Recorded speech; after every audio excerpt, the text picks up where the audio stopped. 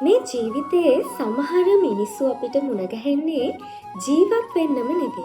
ජීවිතය ගැන කියලා දෙන්න. ජීවිතය ගැන ඉගෙන ගන්න. යම්කිසි දවසක ඔයා ආදරය කරපු කෙනෙක් නන්නා දුනන කෙනෙක් වගේ වෙනස් වෙලා යද්දී ඒ වෙනස් වීමට වෛර කරන්න එපා.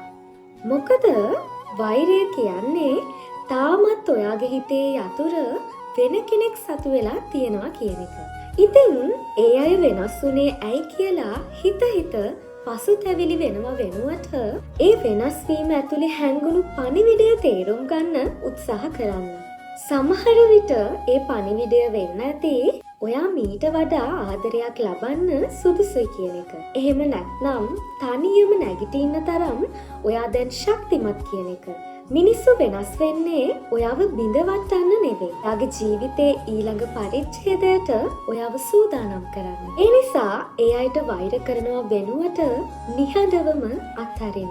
ඒ අත්හැරීම ඇතුලේ තියෙන්නේ පරාජයක් නෙවෙයි. ඔයාගේ ආත්ම අභිමානය, ඔයාගේ මානසික නිදහස. ඉතින් මතක තියාගන්න. සැබෑ ආදරය කියන්නේ අයිති කර ගැනීම විතරක් නෙවෙයි. ආදරය කරපු කෙනෙකුට ඔහුගේ හෝ ඇයගේ මාවතේ යන්න ඉඩ දීලා ඔයා ඔයාගේ මාවතේ හිනාවෙන් ගමන් කරන එක වෙන්නත් පුළුවන්.